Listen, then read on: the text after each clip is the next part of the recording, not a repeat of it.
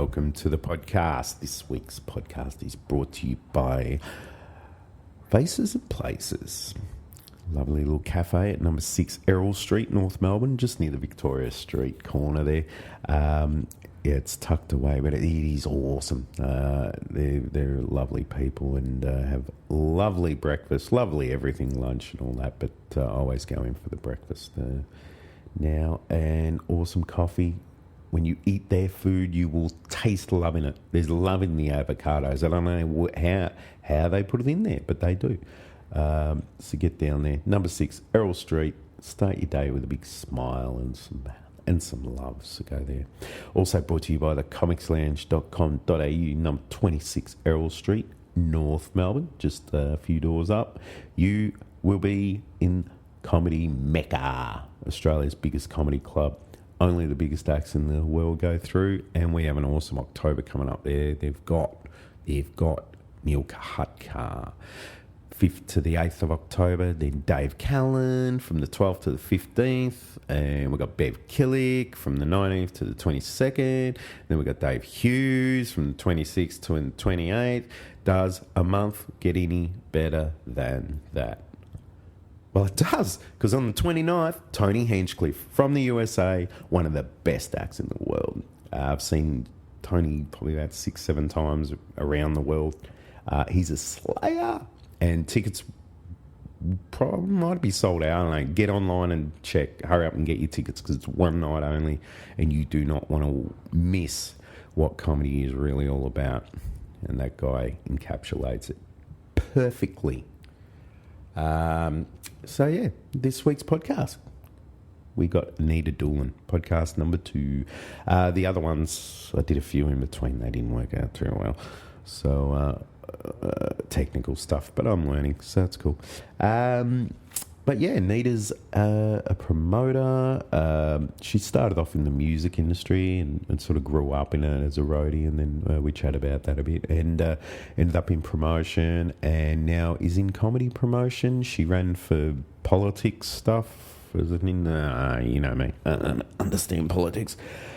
Don't want to, but she did that, so it's pretty fascinating. I don't even think we spoke about that next time. But yeah, no, it was a fun chat. We had a really good time. So yeah, I'm sure you're going to enjoy it too, and you'll hear the fun and the energy, and you might learn something along the way. Please enjoy. Welcome to the podcast, High Noon with Flemo. It's I've done a few in between the first and this one, but they sounded horrible. 4 people in a room without headphones. All these little things I'm going to learn along the way about podcasting, and it's like life. You fuck up, you learn. You fuck up and keep fucking up, yeah, just chuck your head in a hole, because you're never going to learn. But that's the cool thing about life. There's always lessons. This week's podcast, we have the lovely Anita Dolan. Welcome. How you doing? Groovy, mate. That's good. Thanks for having me. No, it's all good. And Anita, God, you've done it. You're like me. You've done everything, which is awesome. I love that. You're just not scared, and you just follow your gut, and you go with your heart, and that's win, lose or draw. Don't give a shit. You're spot on. That's what you're doing. You're spot on. That's what I wish everyone would follow. Yeah, remove the boundaries. What was the first wicked job you had? First wicked job. No, where you've just gone. Well, you look back and you go, fuck, that was pretty good. Like most normal people would go, you did that? Well, cool. I reckon it would have. I think it would have to be what I've been doing for a few decades, and that's working with people like you. and she doesn't work in special needs, by the way. Yeah, we'll talk about that later. No, it's just working with entertainers. Working behind the scenes with them. That would have to be the most wicked thing that I've done, and I've been doing it for a little while now. So, but when was it? Like, was it music? Was the first sort of string in that bow? Yeah, yeah. Where did that begin? That began when I was about 15, and I was asked if I wanted to go and help be a roadie. And you know, being 15, you go, okay. And that was it. I got a fetish for gaffer tape, And you'd have to pull your teeth out as well, which ties into the gaffer tape and golf balls. Yeah. Okay, we won't go there. You said you wouldn't tell. No, and that was the first thing, and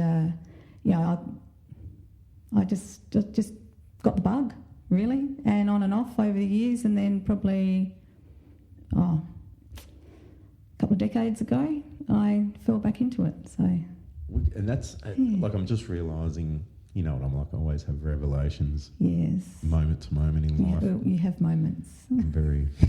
It's funny because I'll be standing in the street just staring at the ground, just going, oh, wow, I really don't mean jack shit to the planet. Like I'm nothingness. Oh, but everything's cool because everything is meant to... And I'm just realise I'm staring at the ground for 4 minutes and people are walking past me go, what's wrong with this idiot?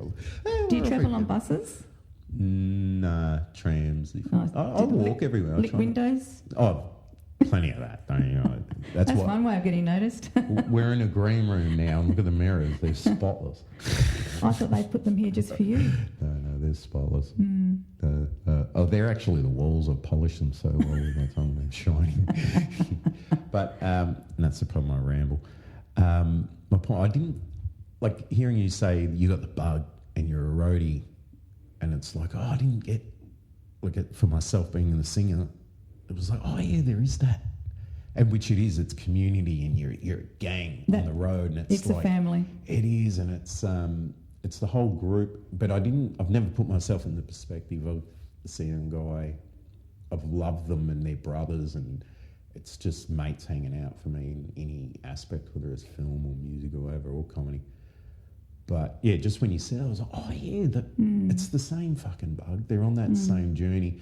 And the other thing with people like yourself you connect with a band and they're your band that you're with and you from the start, their successes are your successes. Absolutely, 100%. And it's not for people. The good ones that we actually work with actually say thank you.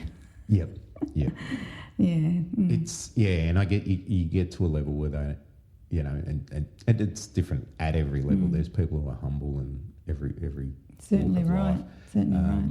But that was the cool thing for me with Europe was there was Rami and Romeo, and it would have been great if there was a few more that could have come, because it was for every success. It's like it's the gang, it's the Pegasus crew, and it's the fans, and it's the people who, and that's why in Europe when I take photos, I remember Slovenia, the women were fucking hot. The manager's like, we've got to go. Like, not until every photo's taken.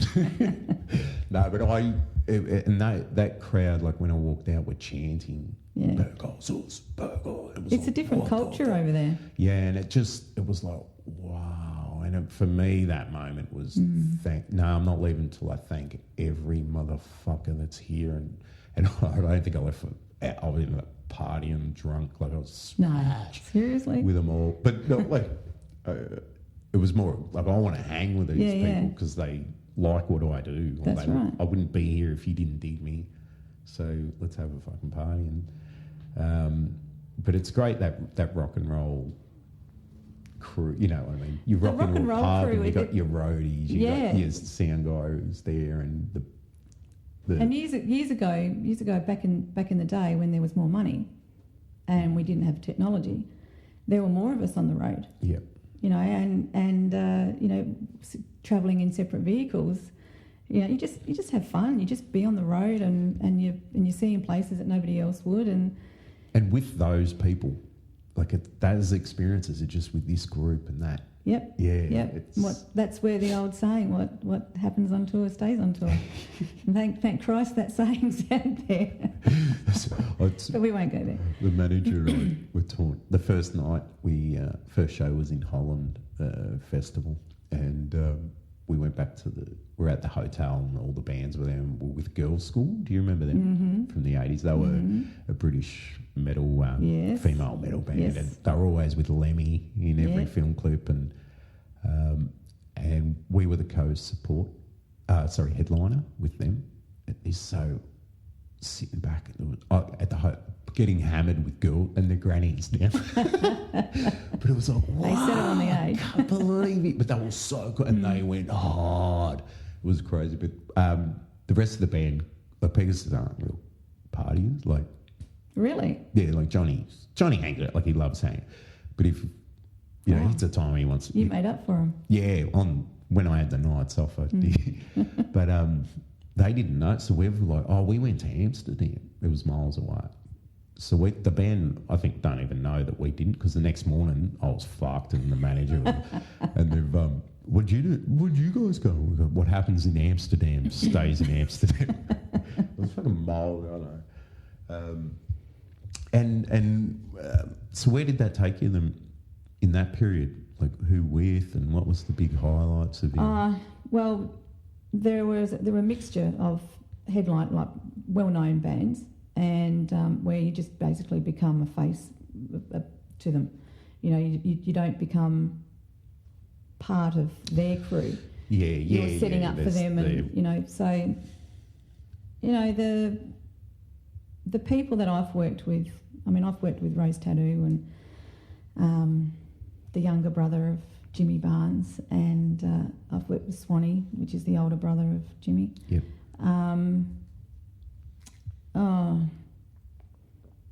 Ross Wilson. My mother's wet dream. That sounds so bad saying that. But she used to say, I would leave your dad, and she'd walk around the house. Love the Mondo Rock. Yeah, no, he's a nice man. I think it's his daughter that's on Neighbours at the moment. Oh, cool.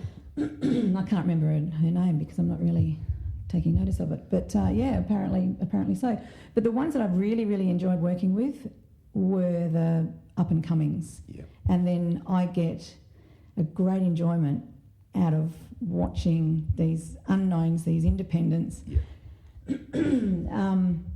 Even yourself, watching you move up the ranks in comedy world, and congratulations on getting the ACMAL support. That's absolutely awesome to be watching that. Hasn't sunk in. So. Yeah. It'll be night one. 2 minutes in, and it'll go, oh, yeah, you're right. Pull your finger. You shouldn't be so high. Yeah, hang on a second. Sorry, well, I better say Anita's signed the petition, so that's probably why we're coughing. Every day. It's good work. Good. Quite a few days. Well, that's it. Yeah. Get 1,000 of these podcasts. There's 1,000 petitions. That's right. We'll get everyone to start. Triple M. Welcome to Triple M Breakfast. Yeah, I'm sure we could... No, seriously, eat the hotcakes, trust me. We could script something for them, I'm sure. But yeah, the working with the up-and-comings... there's a Melbourne band called Electric Mary. Yep. And I worked with them back in the day when Jack Jones, Rusty, Southern Sons, was playing. When he was with them. And what a gun he's. Sorry? What a gun guitarist he. Yeah, he's just, yeah. He's gorgeous as well. But anyway, I digress. Working with Electric Mary was bloody awesome. We took them out to some pretty little places.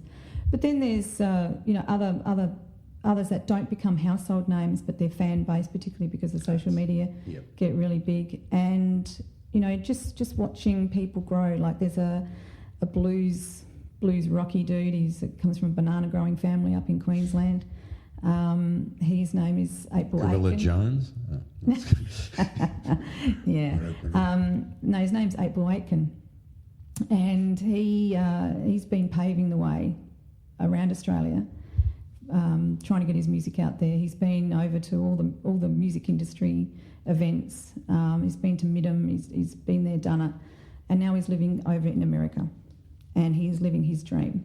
And I worked with him back in the day when he was just a bloke in a Hyundai travelling around Australia with his guitar and doing a show for $150. It is really that is I can a lot of times I do shows and I tour artists and it costs me money, but the way I see it is it's not costing me anything. I'm giving and what the guys and girls take from being out on the road, and my experience of sometimes being a complete and utter bitch, and the weak ones leave. Yep. The weak ones leave who can't handle me, but the ones like you You can handle me. No one can handle me. That's the issue. Yeah, well, okay. Yeah, that's been the highlight. That's irreplaceable in for me. That's fulfilling. To stand on the side of a stage or at the front of a room, and we've just set that up. I've just gone and created this. 3 months later, we're out there and we're doing it, and we've just been fed by the publican, and we've already drunk our rider 10 times over, but that's okay. Yep. Publican doesn't care because he loves us, and that's the main thing. We've got to keep everybody else happy in our industry. That's what our job is. And so when I stand and I look into a room or side a stage and I see this show rolling out, that's nothing more than fucking rewarding. And because I know the show, because I know what's going to happen, I nip out the back and have a scoob and come back in, because that to me is my cruise. It's your reward. And it is. I think the thing I've always looked at the fighting analogy with up and comers, and that's why they're so excited. And I love giving advice to any musician that ever asks, or someone says, "Oh, my songs are doing," and I love it because it's like, cool. Here's what not to do. Yeah, I fucked up. But don't there's you? passion. Listen, Whenever there's passion for that, I get so excited. I'm passionate. I'm learning this. And I sound like the Ultimate Warrior, my favourite wrestler. He was a bit of a motivational after his career, and he's passionate, and it's something that's ingrained in me. The thing with up and comers is there is that wild tiger. It's passionate, and it's they've still got their fire. They're wet behind the ears because they don't know what's going to come. Yep. It's like when we were kids. We weren't fearful of falling off a bike. Yep. Fuck me, I'm not even going to get on a bike and fall off. We've learned to be scared. You don't do that, Not be playful. But that's the great thing with up and coming. You look at, say, Mike Tyson, that period of him on his way to the title was the most ferocious whirlwind of doom because there was a hunger. And it's almost as if that when that hunger's gone, once you've reached that goal, you're bored and you go, well, what next? And until you're broke, and then you have to go back and do what you're doing. A lot of people have said, I've done quite a few interviews over the last couple of years, and they've said with comedy, because I do so many things, and they're like, well, you're just something going to happen in comedy and then you quit. And the Akmal thing was a weird experience, because normally I reckon I would have quit there, going, cool, I know I can do it. Yeah, but see, you're hungry. But I'm passionate for it to the core now. And now you're going to be shitting bricks until I don't really get nervous. I'm not. Don't you? No, I'm not. Oh, that's interesting. I want to turn it back onto you. I'm going to interview you for a minute. So you don't get nervous before you go on stage? I do. Like this week, 3 nights in a row, for some reason, that fucking joint I had 2 minutes before really hit me. But it normally does. Like I'm just bleh, bleh, bleh, and I'll be chatting, and then I better go run on stage wherever I am. I'll run on and I'm fine once I'm out there. But this week I was just sitting there, dry mouth, just going, holy shit, I feel like I'm 14. Oh, fuck it. And then I'm panicking, like, holy shit. And then I walk out, and it's funny, as soon as I turn that corner, it's gone. So tell me. I'm stoned while I'm up there, and I usually reference it because I'll say something dumb, and I'll be like, sorry, I'm really high. So tell me, I've often wondered it. When you came out to that very small country town in New South Wales with me last year, about a year ago. Yep. And you said to me, how long have I got? And I said, well, how long have you got? That was a powerful moment in comedy. I talk about that moment to a lot of people when you said that. I want to know your perspective on this.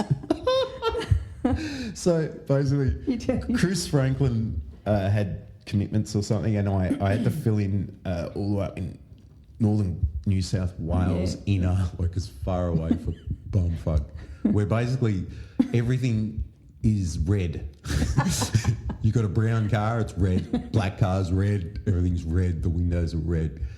And we're on the way up there, and I'm filling in for Chris. And I presumed, I had a feeling we had a chat like, oh yeah, I'll do 10, 15. I can do some stuff in between Kieran doing music, I think. And I think there was. Yeah, you said to me. I said, "How long do I have to do?" Well, this particular show was around about your 40 minutes, 45 minutes. So it was yeah, but you said I go. Oh, how long do you want me to go? Oh, 45, 30, and I'm just going. Really? Because I didn't have that much material. Like, you've got, like, I've got material, but then you look at it and you go, oh, that was never really finished. And that's not, and it's like, oh, God. And I was like, how about we aim for 20 or 25? And I'm just thinking, oh, shit, I'm fucked. And then what, I had 2 days to stew over that. Yes. Till we got there. That was good. And I was freaking out. I thought, how the fuck am I going to do this? And then got in there. And the conditions weren't comedy. It was a poker venue door next to the stage. We had to move it. And there were TVs on above us. But we turned them off in the end? No, the footy was on. Yeah, we turned them down. So yeah, we turned them down. The visual was still there. But they're on above my head. And also the dynamic of following a musician, a single musician, which is a different vibe to a band, stuff like that, and it's brand new to me and all that. You were shitting. I was shitting. I thought, and, we had probably how many people? I don't know, but they were locals, and it just wasn't like, oh, this isn't a club. I didn't know what visual to imagine. I'm fine if I know the room because I can daydream what's going to happen and visualise. Yeah, there were about 30 people in the room, and then there were people coming in from the other room. Yeah, and then it ended up building up. You collected them. You did good. I just, what I did was I had my stuff that I knew that probably really 10 minutes I really had of what I knew I was comfortable with, and then all my other stuff, and I littered it with stories, and it was good, a good learning experience. I thought, cool, you've got to structure it this way, beat them in a line quick. You just flourished, and then I got off, and I'm like, I looked at my phone. It was 43 minutes. I'm like, good. Fuck, I could have kept going. but you did say, what do you want me to talk about when I was in a band or when I was? Yeah, I gave him the options of stories as well, because it was like we can go here, and then brother. I think it's, and every time I've ever done that, it's like, Paul. There's a granny at the back going, tell us about your cock, love. We can tell you're proud of your tallywhacker. It would just bless my heart if you told us a story about how you used it. Well, I don't say exactly with that. It was good. It was good, and it was good. It was. Well, it was fun. It was a power, like in life lessons and stuff, which I love learning those things. Pushed your boundaries. Yeah, there's testing, and that's where with Europe with Pegasus, it was sink or swim. You're booked as a headline top pro band. Did you ever do Wackem? Wackem. well, Wackem. Wackem. Not Wackem. No, it's Wackem. Mate. I know a few guys that go over there in the metal scene in Australia. And they whack them. I don't go there for the music. Yeah, in 97 or 8 or 9 or something, after when Danny jumped in, they did Wackem then. We were supposed to, on that last tour, like we had a 5-month tour, and it just kept getting whittled down month by month by the drummer, basically. My wife said we've got to cut a month off, and it's like, yeah, but we're making 10 grand in that month off. We were getting the amount of money, like we had the best deals. We were getting paid so much, more than a lot of bands, and then we had to cancel month after month because we'd be, my wife said cut another month. It's like, no.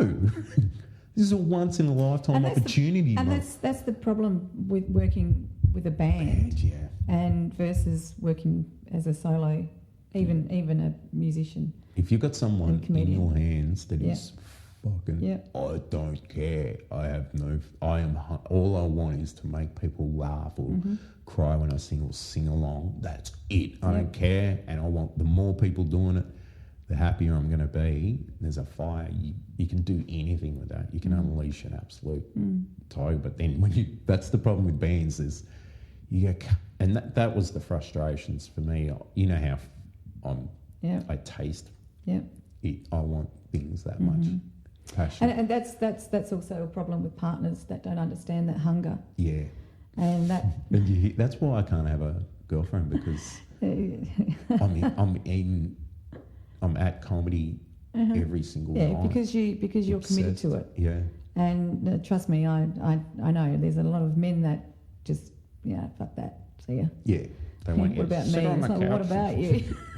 Can't we do? Nah. You get your bit on every day. So what's the problem? Yeah, well, you're not wearing them out. That's the problem. No, I service them and then I just get on with what I love doing. Sorry. You service them and you're like, all right, now start playing the solo. The crowd's. Yeah, interesting. But no, a lot of partners don't understand that hunger. And it's not just in entertainment; it's life in general. Yeah. You've got to, and it is, and relationships are hard work, and that's something I can say so easily now because I ain't going in one. It's hard work for people. You should do this. Someone who's you will one day. No, I am comfortable. I actually don't feel. I'm not comfortable with people loving me. No, that's where last week was a very humbling week in a lot of ways for me because, with the Akmal news, but my little friend Jordan. Yeah, I saw that, yeah. She got a brand new 2016 model heart last week. Wow. Royal Children's Hospital. I think it's a V8 because she's fucking crazy. Yeah. She's nuts. She's running around. She should be sitting still, but she's... Jordan Pegasus, we did a charity show a couple of nights after we got back from Europe. For her, I think we were filling in for the Giants. Someone had pulled out the headliner, so we quickly jumped in. I was a mess for 3 weeks after that tour. And so we filled in, didn't know much, and it wasn't really a gig where I'd come off just going crazy on stage. I built this whole new persona from the month, and I was like, I can't run out. Just going, boom, there's this frail kid with tubes in her nose and chest and fragile. And people are sitting down. It's a charity. Wow. Like, shit. So I went out in my singlet just to tone it down a bit and not look so full on, and moved a bit differently and tried singing. And I think 30 seconds in, I'm like, oh, fuck, this is going to hurt the audience. I am not there. I'm just exhausted. And I kind of needed to go ballistic to kick in that thing. And it's like, I can't do it. Not here. And so I saw her in the crowd and I was like, oh, okay, come here. I went down and picked her up halfway through the first song. Nice. Fragile. You softy. I must. Like I can't see if someone cries in the street. I'm just like, no, don't cry. Like with like a quickly walk off. A different side of you, Flemo. Oh, I'm nuts. So but I held her in my hand, basically my arm, for the whole gig, and just sang it to her. And I gave myself. It was the only time I've ever been able to really go and just eye to eye and just sing with passion. And she was so beautiful. And we sang, I think, 2 songs under her blankie. The rest of the crowd, it was like, fuck, none of you are here. Well, it's me and her. And we rocked out. And when I scream, I wish I could show the visual of this. I'd be doing the whoa, like holding the big power screen. Because she was right in my face, I was holding it, and she would just have this confused, then distorted face on, and she'd be opening her mouth with me, going, okay, and her brain's going, how's that? She couldn't comprehend how that noise is coming out of the human.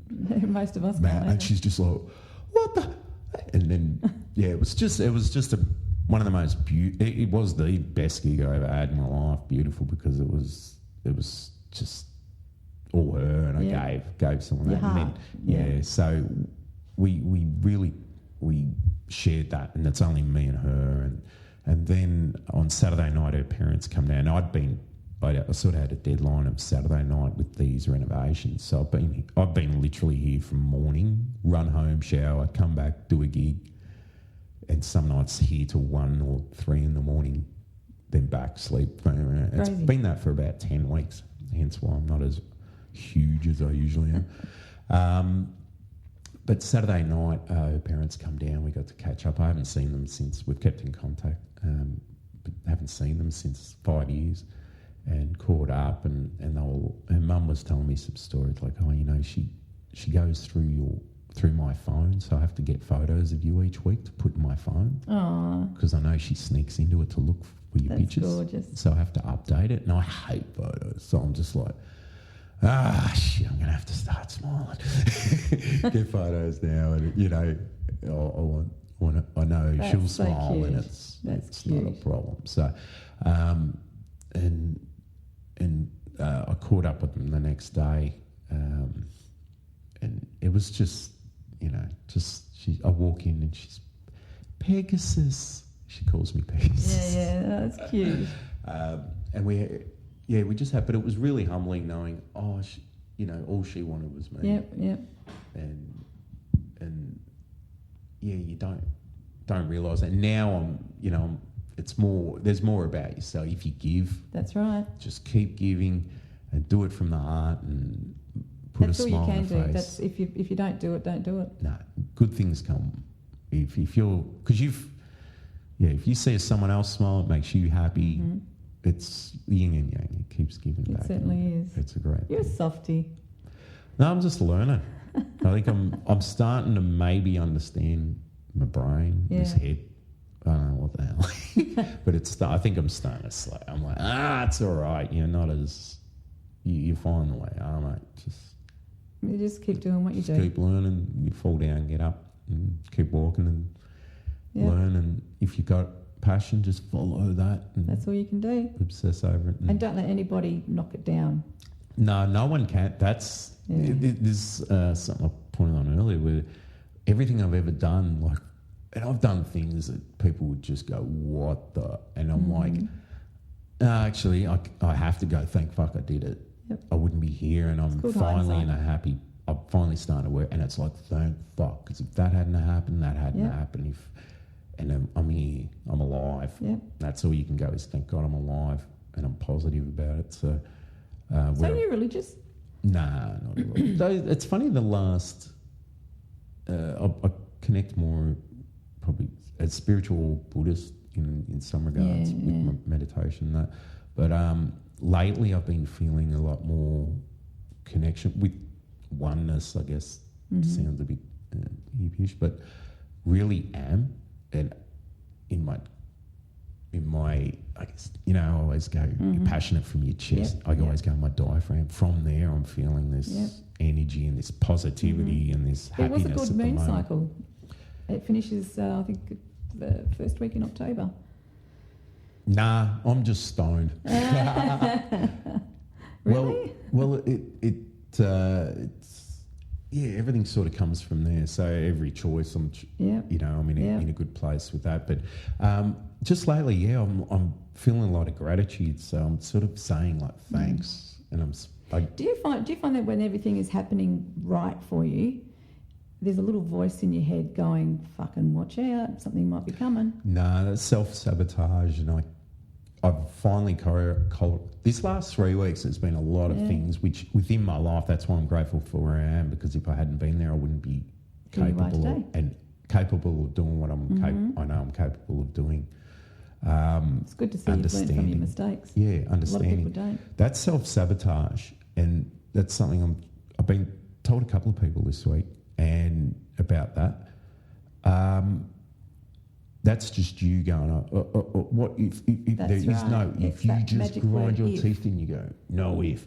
Yeah. If you disconnect from ego, right, then you can do that honestly. If you got an ego problem, you're fucked. You can't fix your songs. You can't fix your joke. You can't make your song. You can't look for that one vocal melody, this is my belief, and one set of lyrics that are meant to go with that piece of music that's presented in front of you. There's only one that is meant to be. There's thousands that can go there. There's 200 that sound nuts. There's 20 that are fucking awesome, but there's one vocal melody to that structure of Correct. sound that's in the universe. You got to find it. You got to connect to it. And when you do, you don't even write. You just go, all right, here's the lyrics. They're coming. One draft, boom, here's the vocal melody. What you've basically done is, this is my take on it, because I'm the same. If I sit at my computer, or stand at my computer these days, I just get a brain block. I can't think. It's like, oh, fuck it, I'll go outside and have a scoop. It might come to me. A few days later, you could be anywhere, and it's just come into your head, and it's like, oh fuck, I've got to write that down. Yep. I've got, you know, if I'm not in the office, I've got to, you know, or where's my phone? I've got to record it. You've got to jump on. And that's when something that you've been stewing about for fucking ages, and you've actually put it out there. This is my take, right? You put it out there, and it's like, fuck it, I've got to write this, I've got to do that, or whatever. You put it off, and then all of a sudden, it comes when it appears. When it's meant to be. And that brings me to those videos of that guy. I can't remember his name. It's John Holmes. It could be. He's me. Huh? No, me. He was a porn star. Yeah, no. Is that where I've seen it? No. I think it's called Me, and it is fucking awesome. He actually pulls apart that whole subconscious mind, the whole, you know. It's on YouTube called Me.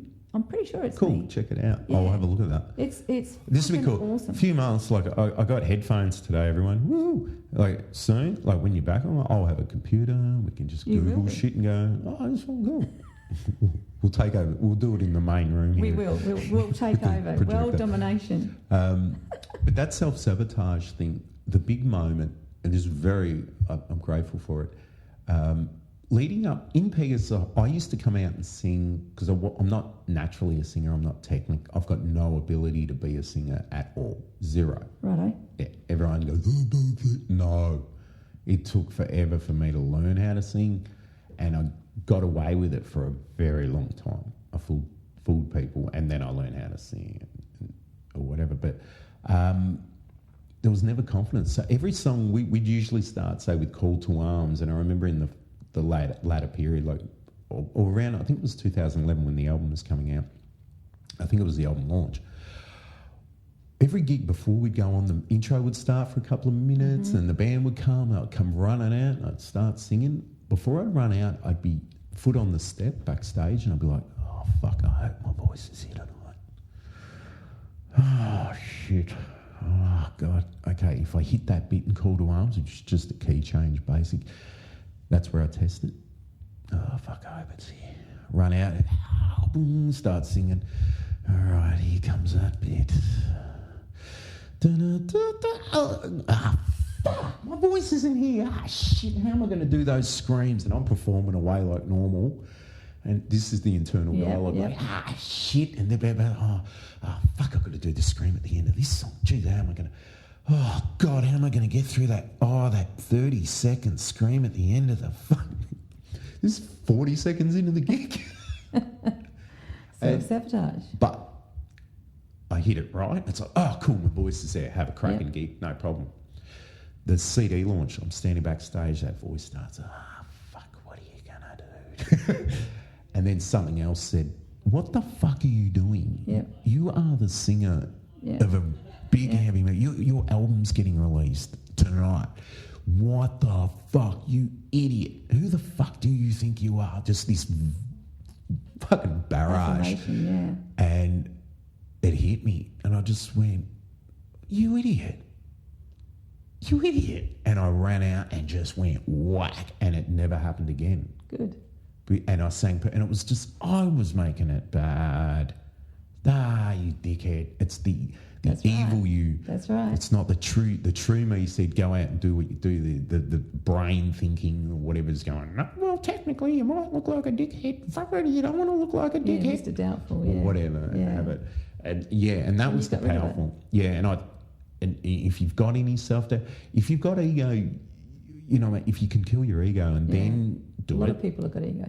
Yeah, and it's a journey of smashing it, but if you can bring it back a peg, then you can fix things, and it's big in comedy. That's what I learned. Oh, you think you smack, and you look at your set. Like I watched with Jordan the other day, her family. I put a big clip on YouTube last year, just the opener, and it wasn't the best one I put on. I think I was really high. It was a lower gear, and I just went, oh, that's a different way. I put it on there, and I thought it was an all right. And I watched it. I was like, oh my God, why did I've got to delete that off fucking line.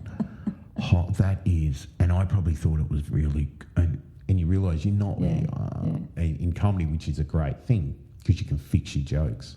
If you go out there, oh no, I'm fucking great, you're never going to go home and work on it. That's right. But now I'm thinking, no, I'm going to leave that up because with the workshops and anyone, I can go, hey, here's a really good example. Watch this. Watch me fuck up. Yeah. Now, watch. Oh, it wasn't a fuck up. It was fine or whatever. It's what I thought was great. I go, you see how that's the opener? Now, watch the opener. It's 4 jokes or 2 jokes in the first opening joke. Now it's 12 rapid fire in the first minute.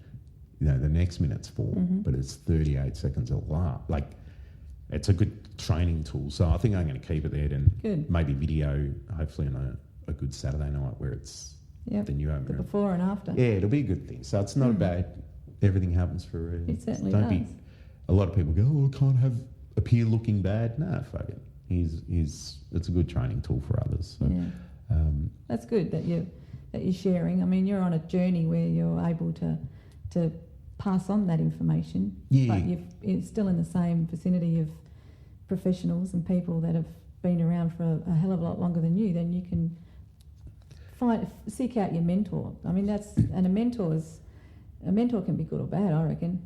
Yeah, you get the right... Because you can have 2 mentors or 3 mentors, and one can be that, don't fucking do it, that's stupid, and the other one can be, well, just go for it. Yeah. And that's when you start to get a bit confused. I've had mentors. I've been a mentor. I hate being a mentor. It's like, don't fucking follow what I do. Well, yeah, I'm a bit like, I love giving it, like with the workshops, and what I'm looking at doing now is just because I might be working here on a Sunday just fixing it because I kind of love it. Now I really enjoy pottering. Just, plodding around here, and I'm sort of part of the walls. Shit. But bringing one in every Sunday and go, just hang out with me, watch me get really high and try hammer a nail into a wall. Just hear me say, fuck! A lot. But during that, just tell me your jokes and we'll try help you out. It keeps me company as well while I'm doing it. So I think and that's what this place has got a reputation for, of bringing a community. That's what it's all about. Yeah, it's supporting them in everything on and off stage. Yeah, it's fantastic. I'm really at cause for really helping the newer ones come. Like now, I'm starting to connect with everyone. People are understanding me a bit, and they're like, "Oh, that's how Flemo is." They don't understand me until they sort of hang out with you. But I'm excited. Then we don't, mate. Trust me. No. Don't have tickets on yourself. But then they're all getting better, and they're all and I'm really new people come in, and it's like, please grab their hand and show them around in a loving way, no gossipy bullshit. The Melbourne comedy scene is possibly the worst I've ever seen in any scene of anything, even just gossip. There's cliques, there's and there's been a few things that have blown up on their little hubs in the last couple of months, one with here and something about someone else the other day. And I don't look at it. It's time waste. I could be doing positive things, so I don't even care. But being the opposite of that, so their first introduction to comedy and learning comedy is at the Comics Lounge. I'm like, just go out there and help each other and someone else's success. And this is very difficult for people to get. And that was a big game changer for me probably about 4 or 5 months ago, where I realised someone else's success is not my failure. That's right. And that's a powerful thing, because it's powerful because then you're happy for everyone and you're really joyful for the good ones. Like with Dilrook getting signed to Toke, and Dill's want to like fucking want to hug him, like you know where you bust someone's pop their head, like you squeeze that hard, it's just like fucking. But his hair's too fucking. Nah, but his hair's too nice, so you don't want to mess it up. But he gets signed with a top agency, and you're happy for it. Nick Cody doing Conan the other day. Yeah, how cool was that? You know, and it's I haven't seen it yet. Have you? Has you put it online? Yeah, it's online. Oh. Coco something. There's quite a few of them around, but it was like, you know, he's a Comics Lounge original. He's someone who started the workshops. I had him come and do a few shows years ago. Yeah, when I started, he was my favourite comic. Yeah. And festival time, I remember I went, I think 3 or 4 times. I went and saw his show, or he must have been creeped out by me. But I love his style. He's very what I want to. I like that American style, and he's very influenced by the same sort of thing. And he's funny but yeah, it's just awesome. He did it, and it's their success, and it's the same with once it's really community, or you feel it that way. That's right. Everyone else's successes is yours, and hopefully can pave the way for others. Correct. You know, I'm sure there's a lot of opposite things being said, look, as it does, but you just don't focus that. You hear all sorts of stuff, and if you start listening to all the shit that's out there, you go crackers. You do, and the great thing about shit, people talk that much shit and they make stuff up on people, and you go, no, I don't. No, and you go and talk to the other person, and it's in topic, and it's like, what the fuck? Yeah, it's called tall poppy syndrome. Well, yeah, there's that as well, and there's also, I think, more of it is people focusing on the lack that they've got. Mm-hmm. So as far as instead of what the opportunity, correct, there's endless opportunity and out there, and I felt it a lot firsthand with certain gigs. I'd have a really good gig, and I'd get a negative vibe from other people. Yeah, like, mm-hmm. How dare you do well, and they knew it. And so it was like, all I want is a smile, like, dude, you know. Yeah. And no, and that hurt a bit, that sort of thing, when that stuff happens. But I was also that way, I think, at that time. You know what I mean? Yeah. And then when I didn't defend myself against stuff, I knew, hypothetically, let's say I have a good gig, people would hear I had a bad gig, and I'd know it, and I didn't step, and I just stopped to go, I'm not stepping in. Yep. I'm not going to stop. Whatever wants to get said, go. And it took a few weeks to sit with it and not react. And that's where, when I did the Vipassana meditation, I think this is all tying in. Mm-hmm. A lot of my thing is to that. Silent, 10 days silence, no speaking, no communicating. Mm-hmm. You're in your own head for 10 days meditating non-stop, basically. I was able to sit with it for weeks and not react, because that's what the meditation teaches you. Oh, I've got an itchy face, scratch. Don't scratch it. Yes. Just sit with it. Yes. It's going to fuck off. Don't react. You want to go, but feel it. You don't need to scratch it now.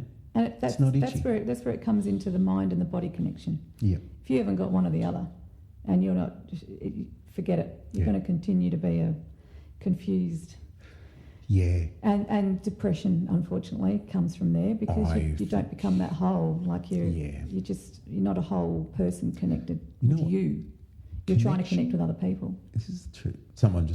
I think connection, and I've had a lot of periods in my life where it's muscle mind, and through fitness and health, through singing, footy, different things where there's passion. I've been connected. It's like a injection of smack. Mm-hmm. You're just high and you're euphoric, and that's just from feeling that. Yep. So depression fucks off. So I'm just sort of thinking, fuck, maybe there is a great connection between that sort of thing, because it is. But the problem is with stuff like that, maintaining that feeling, and on the reverse side of not reacting to the negative. Correct. On Monday, I got the phone call from A-List, which was the big, like, I dropped the first thought, all right, who's starting bullshit? Who's lying? Like pranking me? Yeah, prank call, because it was the boss, and I rang back, and it was, we want you to go on rigid, tour, yeah. mate.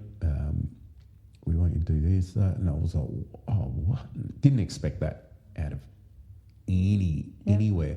But then the high that come from that was calm. I wasn't, I know what it is. All I put out to the universe for probably 3-4 weeks and knew it was coming was, I'm going on tour. I'm ready to go on a tour. Yep. And don't know which one yet or where yet, but I'm trying to do I it. know it's coming. Yeah. I'm ready. Yeah. I know I'm ready.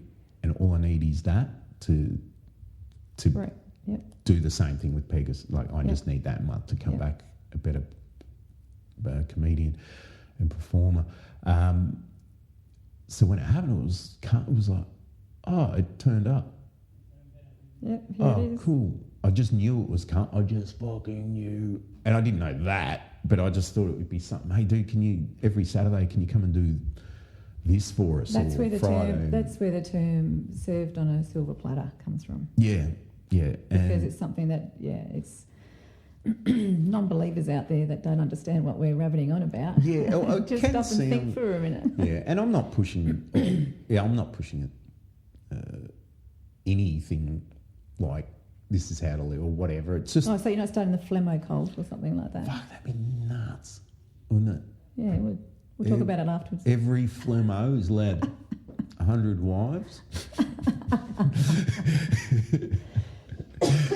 No, but yeah, but that was a humbling thing, along with as it was tying in with the week with Jordan and hanging out with her was just beautiful. And she come to the show on Wednesday night, sorry, and she got to meet Josh Earl because Josh has a TV show. So I've brought her backstage. She's, Josh, I love you on TV, and he's like, oh, that made my night, Flemo.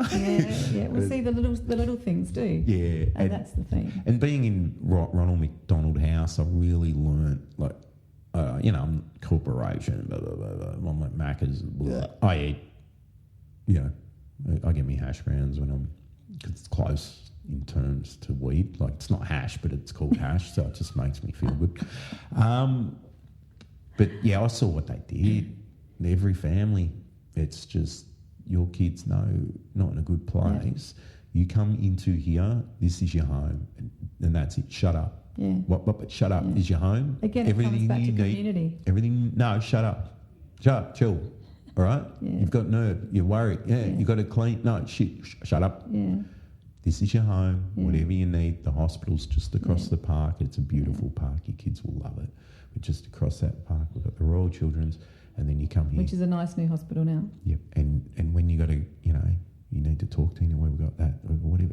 100%, whatever the fuck you need. Mm. And it was really humbling, like, oh, fuck. And you'd see like a young kid walking out of his room, and it's a kid, and you go, oh, fuck, you live there. And you can't, like, you're only 20 and you're going through this for your kid. Fuck. And then there's an older one, and it was really powerful to see it. And the Royal Children's, like, I was so happy. Like, they got aquariums everywhere, and Jordan wanted to see the eels, so we went over. But just seeing the joy on her face, because there's fish in the aquarium, and all the kids, and it was just like, fuck. I'd love to be a clown, like, be able to work there during the day. We'll never know. Put it out there, you never know, you might get it. No, but that's that thing, because I'd kill for 2 months, like have a ball, and it's just like, oh yeah, now I'm going to go do because I'm too erratic like that. So I ended up pissing them off after 2 months. Because every kid's here to see you. You're the biggest idiot we've ever had. But yeah, and then obviously the phone call coming through and stuff was a lot of great lessons for me in this last few months. And I think, like I said, with working during the day, just doing my own little thing, whatever I want to create, I've been creating here. I've totally changed the whole look of the place, and I love it. Like it's given me. I haven't seen it yet. I'll have to go and have a look. Yeah, it's given me something to distract me a bit, but I've written so much more because I'm working on this stuff. Because I'm like I'm sanding a table, I'm actually telling jokes to the people that aren't sitting there. Yeah, you are crazy. And then it's like, oh, cool, that'll work. And blah, blah, blah. That would make a good video all by itself. Yeah. And then me running out when it gets dark because I feel like the ghost is behind me. The videos of that would be hilarious. You literally see me when it gets a bit dark. You see me go, shutter. Is there really a ghost? Yeah. And then I... Serious? Yeah. What is it? I think there's a few because a friend of mine's boyfriend saw a guy standing behind her for the whole show, a younger kid. But there was an older bloke, there's a young girl. What's the story? Dude burnt this joint down. It was a carpet factory and killed his wife and daughter and himself and hung himself, I think. Charming. Yeah. And I think, a guy had a heart attack during a strip show when it used to be a strip club. Yeah. Vaccines. And Had a heart attack. and and I think there's about 50, there's about 3,000 other ghosts, spirits of comedians who died on stage here. Bullshit. There's a little bit of someone's soul. They have really died on stage. The ones who walked in and gone, I'm a headliner. Yeah, I'm a headliner from blah, blah, blah, blah, blah. Really? Okay, we'll give you 5 on a Saturday. Boom. The stairs are there. Run. They don't do that anymore, but... yeah. And now with the weird stuff, what should we... Because you've ran for politics stuff. Here's showing my intelligence. Twice you've ran for... 3. Because I can. Because you can, and I'm big on that. If you can do it, why not? Yeah, and if it's... I'd love... Imagine me in Parliament. How much fun would that be? I'd be front page every day. He said this. I actually, the first time when I didn't win, I actually went, oh, thank fuck for that. I don't have to worry about where am I going to get my weed from. I can, it's fine. I didn't win. It's okay. It's kind of... That was yesterday. Yeah. I learnt the process for next time. Yes. Or I understood So something. what I've actually done now is my network is so big, it doesn't matter what state I'm in, I know where I can go shopping. Well, I have delivery. I get delivery happy. now. That's the good thing with... You get delivery? Oh, yes. There's delivery services all throughout the state, country. Very simple. Really? Yeah, I won't go into it on air, but no, it's almost turning into America underground.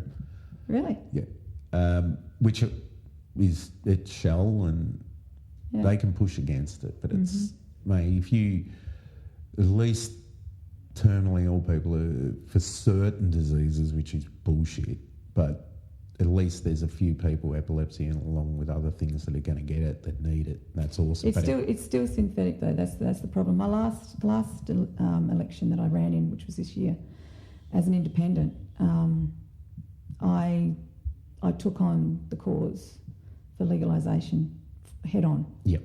And me being me, I sat down and I thought, well, how can I turn it into a newsworthy story? How fucking stupid was I? Because every media outlet got it. Did anybody hear about it? No. Because, it doesn't fit with the agenda. It's not what we're told. That's right. We won't get political. We won't talk about left and right. But I sat about and I thought, you know what? Fuck it. Where I live, there's lots of land. How can I create jobs, which is needed, which both parties were saying that they'll promise, and I've always said, well, what are you promising? Oh, we'll promise to create jobs. No. What type of fucking job? Where is the fucking job? And how much am I going to get paid? And what? Tell me. And nobody can tell. So I thought, you know what? I'm going to create a little bit of a ruckus. And thanks because of social media, because of all the different people that I know out there, we were able to get the message out very, very quickly, and it started to get out within the cannabis community. And I went to a guy that I know who's a very well-heeled, knowledgeable man in medicinal cannabis particularly, and helping people. And I said to him, I'm going to work out how to create 350 jobs in this one electorate. And he said, how's that? And I remembered a conversation that I had with him when I first met him a while ago. And I said, you know how we were talking about master growers and this. Well, I've worked it all out.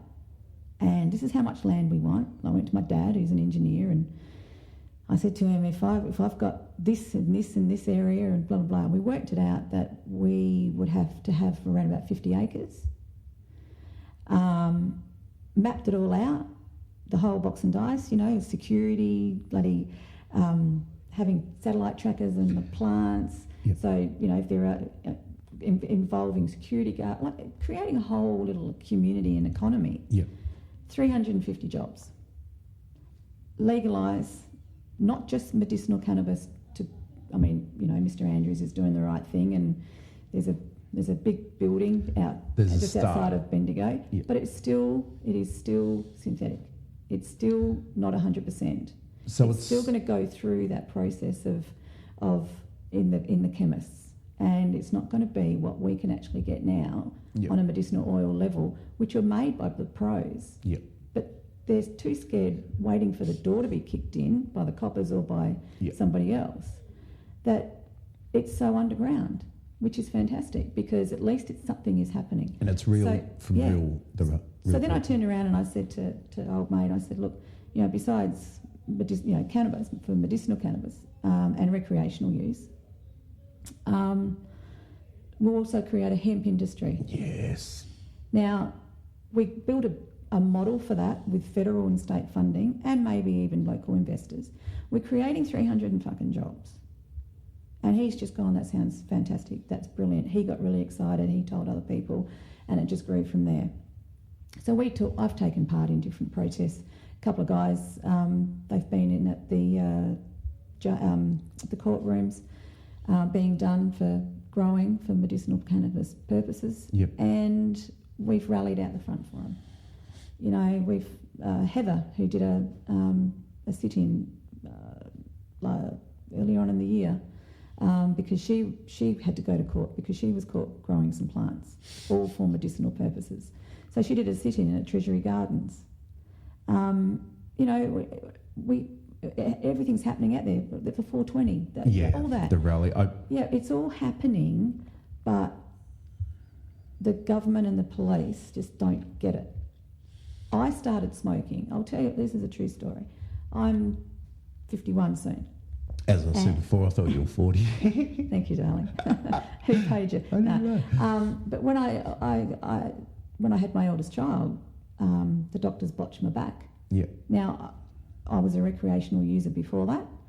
Started probably around about 12, and I suffered I've still got a crook back. And cut a long story short, they fucked up when they put the epidural needle in and ruined some nerves, and it was pretty fucked up, and it still is. But the only thing that gets me through is having smoke. Yeah. That's and I don't hide it. I've never hidden the fact that I don't smoke it because let's just go and have a bong. Yeah, that's the perception, isn't it? A lot of people have with. Some people take 2 Panadol or Panadine or painkillers Yep. in the morning and at lunch and at night. Why? For pain relief. Why? For quality of life. Who gave it to them? A The fucking pharmaceutical doctors. company. Yeah. So here's that. me. I go, I'm going to go out and have a smoke. Oh, okay. And they'll offer me a cigarette. I go, no, I've got mine. Yeah. I'll have it when I think I need it. And my doctor, he said, it's not good. You'll get addicted. Rah rah. You'll get brain damage and die. Yeah, you'll get your. And you'll get raped by Mexicans, apparently. If Reefer Madness is... Yeah, that was that Reefer Madness thing. Negroes will have sex with your girlfriends and Mexicans will rape them or something. And listen to jazz music. Yeah. That was their whole thing. Jazz music, It'll make you right. listen to jazz music and Mexicans. Yeah, I don't don't think know so. what it is, but it I'll was... eat Mexican food when but not. But no, so I've always been pretty open, and I just get bloody annoyed when people judge you. Yeah. it's like, oh, it's like, what? What? You know, have I got some, you know, pimple on my nose or something? What? What are you looking at me like that for? I'm still the same person. Yeah, it is funny because they've been told, and I think I said this on the last one, like, oh, you just smoke dope and you sit on the couch and you're hot. And it's like, no, well, the reason we're sitting on the couch is because it's fucking illegal. We can't walk around the street. Right. You go to America, people are walking around the street happily high. No one's punching on. Toronto, Montreal, there's weed and everyone's cool. I didn't see any fights, no troubles. But and that's the problem. They're not hiding. We're hiding. That's why we're on the couch. Exactly. And I don't know about you, but I'm more creative. Yep. I'm a lot more chilled, and you don't give a shit really. Yeah. So what is so wrong with me having no pain, being happy, being productive, and not fucking up my kidneys? Yeah. Nothing. Exactly. Nothing wrong. But what is wrong is the pharmaceuticals aren't making money. Off that. Yeah. So we've imagine the got to sort it GST. out. Imagine the GST that would be collected. Oh, look at Colorado. Just from look this at one community. California. Yeah. Now, like every state has just gone. California, Colorado did what? Yep. Shit. Let's pass it. That's right. And no one's died. There's not one single death. No one smoked a joint and dropped dead. That's right. Okay? If you hear they did, you're being lied to and you're a gullible fucking moron. It doesn't kill your brain cells, okay? Was it last week, 2 weeks ago? There's many studies. I was just reading it again. Scientists, US, have confirmed it will recreate brain cells damaged by alcohol. Well, it does, and it also it helps in so many ways. I mean, even when you're looking at medicinal oil, yeah, the qualities of that is just amazing. Yeah, and it's actually started to be proved. I'll tell you a funny story.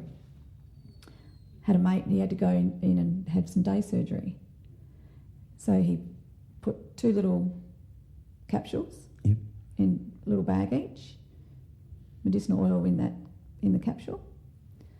And he thought, fuck it, I'm behind the scenes now. I've got access to a doctor, I've got access to a nurse. He actually handed his surgeon this little bag and said, take it down to the lab and get a breakdown on it. Tell me how good it is. Gave it to the head nurse. That's what I want to be given when I've got pain. Oh. And they both basically turned around and said they agree that it should be legal, but they can't because of their profession. See that? How fucked up is that? It is. It's an oxymoron. They're there. They've taken the pledge to look after people, and they've got the opportunity, and they're too fucking weak. And they can't. And it's like a politician. If they're a member of a major party or a party, they've got to follow party line. But hang on a minute, people voted you in to act for them. Yeah. The minute you're behind the closed doors, well, no, you've got to be within party line. Me personally, with the party that I ran for, I told them to get fucked. Yep. Well, it is, and that I think most people are pretty sensible, and they're like, with politics. I don't have left, right, or anything like that. But I'm just like, well, did you see that bug? I just did. We've got this bug flying. I'm grabbing the I was wondering what. I was like, shit, what was in that fucking weed? Was that some fucking white widow? Oh, that's what we forgot. Oh, your song. We'll get to that at the end. We'll do it backwards tonight. That's another oxymoron. One sec.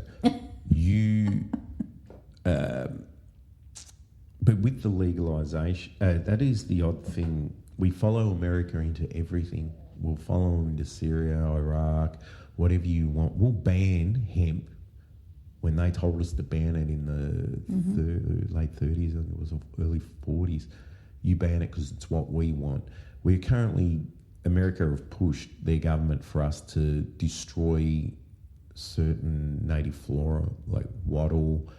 There's quite a few because they're very high in DMT. Really? Yeah. So I remember it was about 4 years ago. I was in WA and read a disturbing article where the US government had gone to the state government in WA and said, we need all these trees are to be illegal. And they're native. And their argument is it's too rich in DMT. People might be able to use it and make DMT. Wow. Which expands the mind and sees you getting fucked up. Yeah. It was wow. 3.5, 4 years ago. If you check that. Yeah, but there was all types. And their problem is you can make ayahuasca, DMT, or whatever, mind altering. Oh, we can't. Yeah. So we'll do what you want. Yeah, they didn't do that at that point. I don't know what's happened since, but at that point they were like, the forestries people were like, fuck off. Greenies would have hated that. Yeah, but it was all sort of under. It's all part of Agenda 21 and the UN, but that's for another time. I'll get into that after. But we'll do that. Oh yeah, marijuana legal. Oh no, America got that wrong. No, they 100%. We don't know. They just got it wrong. Yeah. There's something a bit sus about what's going on here, because it's like, is it the God thing? Is it Jesus wouldn't want us to do this? Is that the fucking thing? Oh, we're still religious based. No gay marriaging, all these. I don't know if it's that. I try not to watch things because I know what I'm getting told isn't the fact. I don't have time to read the transcript of the real conversations. Yeah. It's unfortunately it's really hard to get just tell me black and white. I want to read the and it's the same with shit like Russia and Syria and blah blah blah blah blah. The other day there was, and I hate this. People won't see how I see things, but the newsreader said this and this and this happened, and Assad said he reckons America's bluffing. And it's like, where did he say that? You didn't show him saying that? Did he say that? Or are you told to say that are you building something? You watch this. I reckon they're building, America's bluffing. Yeah. He's going to build, and in the next few days, that line will become, and I'm like, he didn't fucking say that. And someone else showed me, there was an interview with Assad a couple of years ago, and they showed it on the news saying, right here, he said, America, we will not, we are for ICE or whatever. And the dude goes, he didn't say that. But he said it. But their translation of what he said and what he was saying on the thing, he goes, he didn't say nothing like that.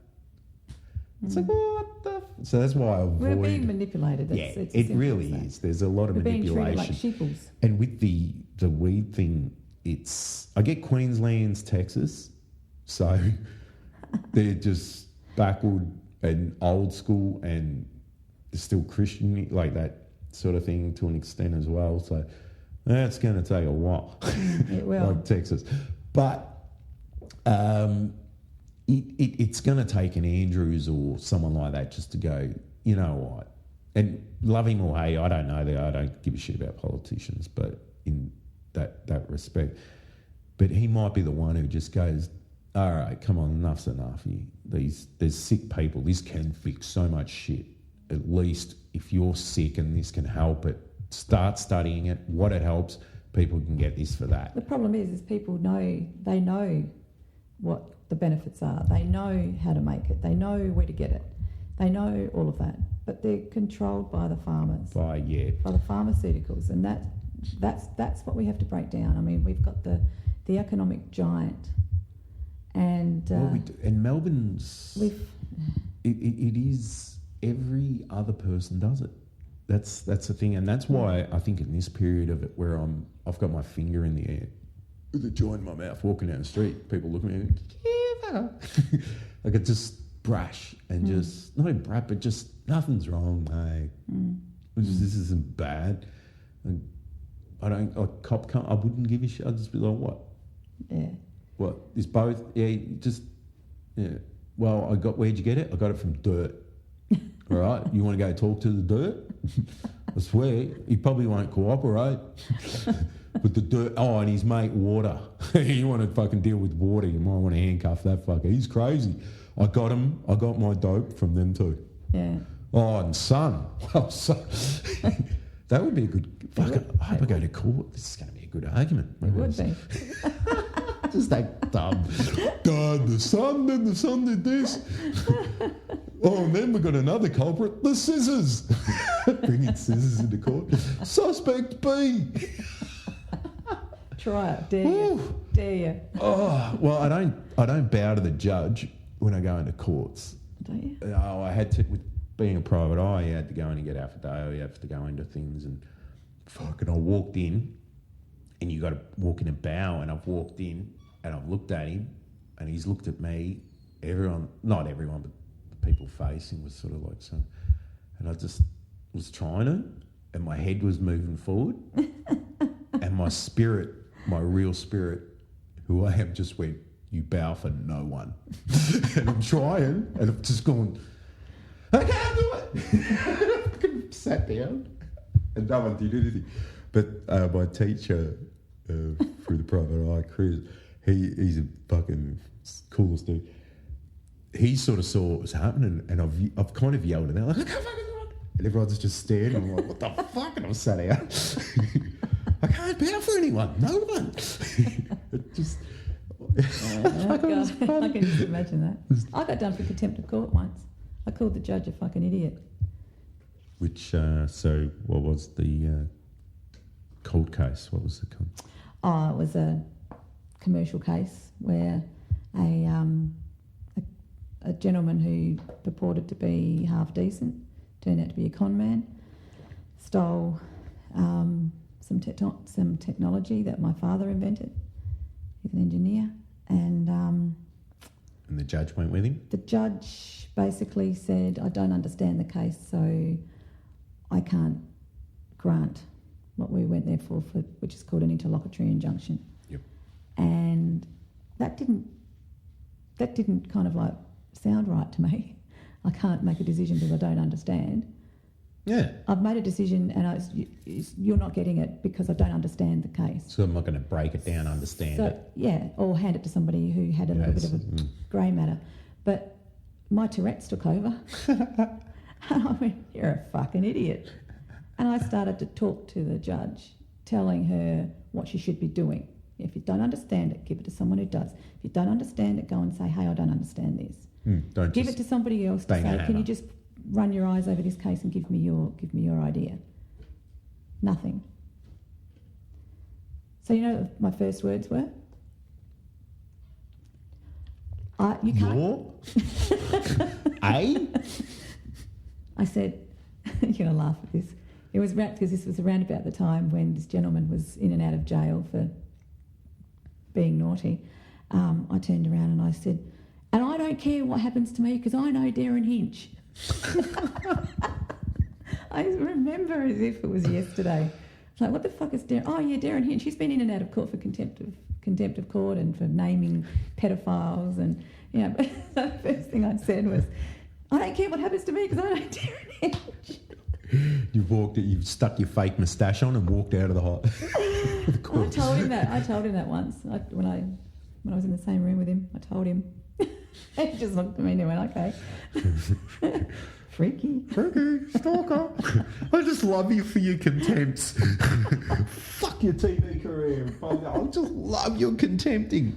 I follow you to every court case. Yeah, it was bizarre. But no, to this day, nobody can work out why this judge...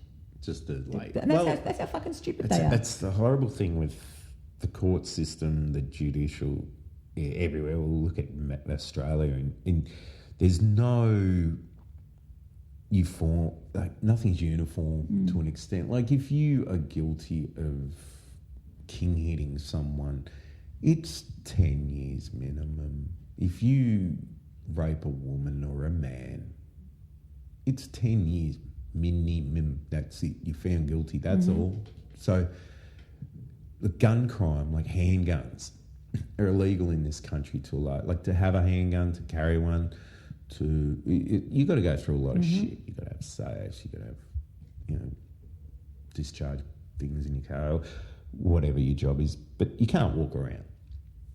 There are that many people every year shot with them. There are that many people every year in Australia, Melbourne and Sydney in particular, that are caught carrying them and blah, blah, blah, blah, blah, blah.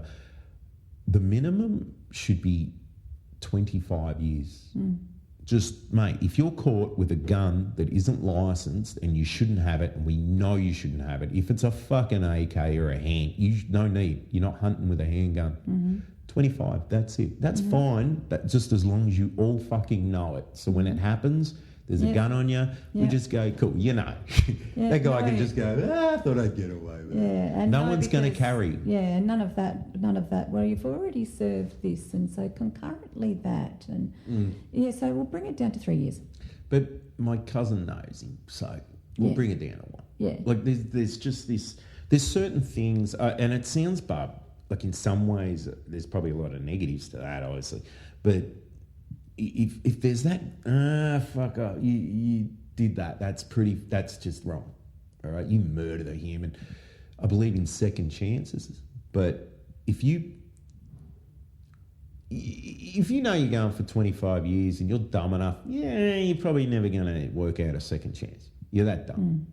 You put the penalty at a level where if you do get caught with it, it's like, you do deserve 50, mate, because you're just not going to live out here. We'll look after you for 50 years. Put you up in the It's just special. How cool did those rooms look? Did you see it in the newspaper, the new jail? No. Oh, we're about Geelong or somewhere? Yeah, I think it's down that way. Yeah. But it was like a bloody motel room. See, even that, I think, like you look at other structures, the Western world's really got it right, and so does some of the Eastern Bloc, and China and all that. But you look at Finland, I think the Netherlands is pretty full on, actually. Trying to think of the country, not Finland, one of them, Sweden or whatever. Sweden, I think it was. The prisoners are rehabilitated. Like, it's like, oh no, you're getting out. So they live in an apartment with other prisoners. Crazy. Right? They're allowed to cook, clean. It's just like, oh, you just don't fuck up. Like, here's your chance to, and they don't come back because they're in guitar lessons during the day. Then they're going to learn how to be a carpenter or a motivational speaker. They're doing whatever they want. So when they do come out, they're not waiting to come back. It's like, no, they're not coming back because they've got all these skills and they've learnt. If they come back again, we know, all right, this guy's a fuckhead. All right, we gave him a job, we gave him a skill, his passion, he's following it, and he's a fuckhead, so lock him up. But the money spent and all those extra things, and you look at their political structures, it's a lot. It's left of centre. It's like, cool, we're going to think outside the box, and they've been doing that for a while. Some of those Nordic countries or that region, and it's positive. The legalisation, I think it's Portugal, and a couple of others are copying. Everything's legal. Like now, decriminalised. It's like, cool, go shoot up if you want to shoot up. Go smoke meth if you want. At least you know it's going to be clean. It's not going to cost you a fortune. Cool. And everything's dropped. Yeah. Because it's like, it's not taboo to stick it in my fuck that, I want to stick it in. If they made grog illegal, everyone would be getting drunk. Yeah. You Well, it's like with the kids. I mean, you tell a kid not to touch something and you keep smacking them and they'll keep doing it, but you give them a whack, they'll fucking stop it. Yeah. And it's, I'm 20, and you hit 18, you start getting drunk and that, but leading 18? Up to it. Why so late? No, but I mean, legally, kids are looking at that, but, you're like, oh, I'm drunk at 14 and blah, blah, and, you shouldn't end up abusive. Like, I drank, my parents let me go to parties at 14, all my mates were 18, and it was awesome, but I didn't become an alcoholic and whatever. It's because you got it out of your system early. And I was pretty wild. It was like, well, fuck, if we try Tony, he's going to fucking... It's funny you say that because my kids, they've been around shows, green rooms, pubs, you name it, as from a young age. I am a responsible mother. They don't drink, they don't smoke. They've seen it all. Yep. They've seen the highs and the lows of people, entertainers and others. Yep.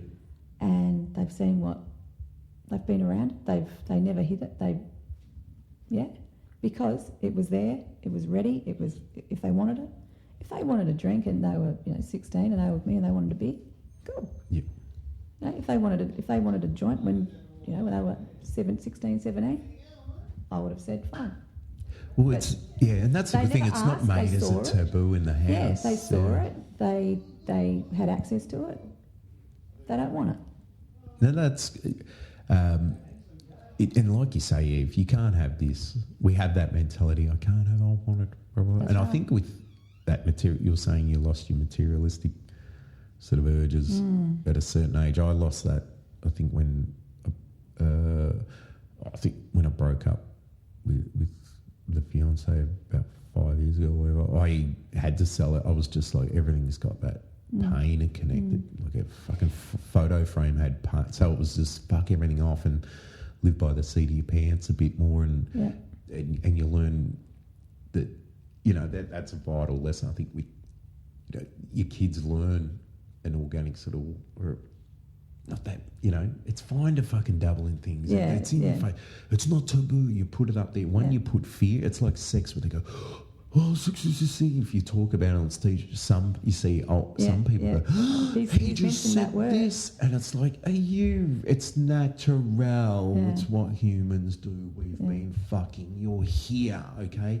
Your mum and dad fucked each other, and it might have been filthier than you could ever. They probably did shit that made a billy goat chuck up, and you're here, Miss Conservative. That's right. No, that wasn't a golf ball on the fucking on the bedside table. No, the gaffer tape attached to it means it's something else. We fuck. Oh, vivid. Yeah, that's right. So anyway, I'm available for kids, but no. But that it is funny, and if you throw out and you desensitise, and with the weed, and there's the negatives, I think violence and acceptance of all these horrible things that humanity has, violence and all that through TV, games and all that is fun. I love playing them games, but in the other way, it's like, if someone got their face blown off, if you play those games enough, you wouldn't batter an eyelid because it's normal. They're desensitising. We see it on YouTube, we see it on things, and it's an unfortunate thing that we vicariously, we love it. We're addicted to the news and the horror. That's right. Living through someone else. So, Idol. I want Jeffy to win. I want whoever to win The Voice. And these people are not getting off the couch and doing it. They're capable of doing all those things and themselves, but we want to sit on our arse and not get involved, get on the ground and actually start playing the game. I'm talking around in circles. You're dead right. You're dead right, though. Well, I wouldn't say you're not. No, I'm down with the hood. I'm good. Well, I've had heaps of fun. I reckon we pull a hammy because I'm busting to go to the loo. So do I. I'll race you. Well, you did go last week, so I'm pretty aware. Someone told me you went for a piss a week ago, so she might try again this week. But that's all right. But we'll do this again. This is one. We've got so much to talk about. This is why it's fun. I'm just, with a lot of them, I'll introduce fun people and people that'll be coming back. And let's do some plugs. We didn't get into we'll get into all the laugh out loud stuff next time. But we'll keep promoting everything now. What's coming up? You got a lot of the Laugh Out Loud shows. We've got the Laugh Out Loud shows coming up from October. Yep. Right up until the end of the year. We've actually with Dave Ivkovic. Yep. And Ben Horowitz. Yep. I asked them if they could go out and invite some of their mates to jump up on stage with them at the York on Lilydale. Yep. At Mount Evelyn. Which I'll be at next month. You will be. I looked at the list and I was like, oh shit, I haven't seen him for a while. Oh, I've never seen him. It's going to be good. Then we start heading out to all of our small towns again. And we're working on a project. Oh, yep. With a charity. Yep. And that charity is the Australian Horizons Foundation. Yep. And our mission is that we're going to be going to a lot of the small towns with them to raise awareness of rural and regional situations. Yep. These guys are quite unique, actually. They're based up in the Gulf of Carpentaria. Oh, and cool. the founder's got 90,000 acres where he breeds Brahma bulls. Jesus. 5.5 hours to the closest dentist. Then the doctor. There's 180 people in this closest town. And I get to meet him, excuse me, in a couple of weeks. He said, I'll come up next week. You can come and help me muster. Nuts. That'll be awesome. No, she's right. I'll fly up the week after. So, Yeah, so that's what we're doing. We're going to be hopping into bed with them. Yep. They're actually giving away, one lucky person can win. Yep. Top of the range Indian motorcycle. No, where can they? Keep an eye on the Laugh Out Loud Australia show Facebook page. Yep. And all the links are going to be going up there. Yep. And then we're working on a project for next year with a few people. So hopefully that'll kick off, and I can tell you more about it if you have me back. Yeah, no, that'd be nice. We'll get you back soon because I've just got to start hanging out. And this is what I love because it's like it's a good concept. You basically sign the petition. Yes. For legalising marijuana by being on the show because you absolutely bloody proud to.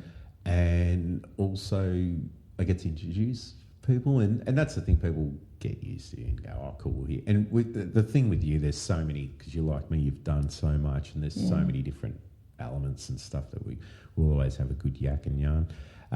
So follow the Laugh Out Loud Australia page on Facebook, Twitter stuff. Yeah, Twitter is LOL Australia Inc. LOL Australia, and it's Inc. actually LOL Australia Show on Facebook. And the charity again? Australian Horizons. Australian Horizons. So if you're on your laptop, just have a geezer at it. There might be something that will just spark your inner child, and you go, "Fuck it, I need to help these people out." Well, you might donut.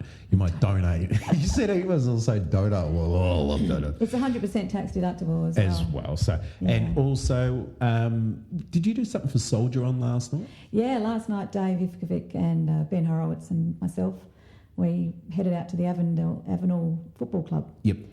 And a guy out there in May next year, he's going to be leaving the resting place of his wife's great-grandfather who died in the war, and he's going to be riding to Beechworth, and it's called the Coo-Wee Ride. Oh, yep. For Soldier On.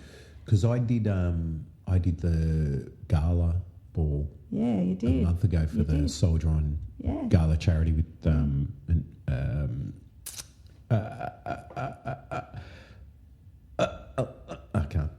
can't think of the name. But anyway, that was a big thing. I saw that. I was like, oh, cool. So big shout out to Soldier On. Check out their what they do, because they help the wounded soldiers and the families of people that come back and are in a lot of trouble. Also, if you what other one? Oh, Royal Children's Hospital. No, Ronald McDonald House. Help them out. Give them heaps, because I saw what they did for my little mate, and she's the most beautiful thing. And I'm going to be, and anyone watch it, like if I'm posting a lot of photos, if you know me, I hate doing shit like that. Just know it's only for my little homie. So, but you can look at the pictures too. But if I start looking like one of them wankers that just keeps taking photos of things, and you go, oh, he's sold out, he's turned. No, it's just to put a little smile on me. He's got that ego. He's getting that voice. Yeah, it's come back. Nah, it's just for my little homie up in Northern Territory. They live in Humpty Doo. Oh, we'll have to go there. Yeah. Let's go there for a road trip. That's what they said, oh, you got to come up or we'll fly up. I said, no, I'll organise a thing, so it's a big thing to come up there. I don't know, I'll plan it. After Akmal, I've got a month of going to the next, taking it to the next level. So done. Check out High Noon podcasts on iTunes and every bloody thing. YouTube, we've got Justin Fleming Comedy, justinflemingcomedy.com. We've got Facebook, Justin Fleming Comedian, Justin Fleming. You don't have an ego. I don't give a fuck about that stuff. When are you getting the T-shirts? The problem is, I've already got them. No, I've got some awesome this stuff. Is Justin's shirt. Joints. And what else? I don't know. I've got to remember during the intro, White Wedding by Billy Idol, your favourite song. Because every song I've got to do an intro to your favourite song, but about weed. So I'm really bust. I'll try it quickly. I will change it to weed. It's a nice day to smoke again. Beautiful. It's a nice day for some White Widow. Right on cue. You got it. Oh, it's a nice day to start again. Ow! There you go. Don't have to do it in the intro. I did it backwards. Keep listening. Dig it the most from coast to coast. Look after each other. Love each other. Be wicked. Catch you soon. There we go, homies. Podcast number 2 done and dusted. Yeah. So, I hope you had a good time.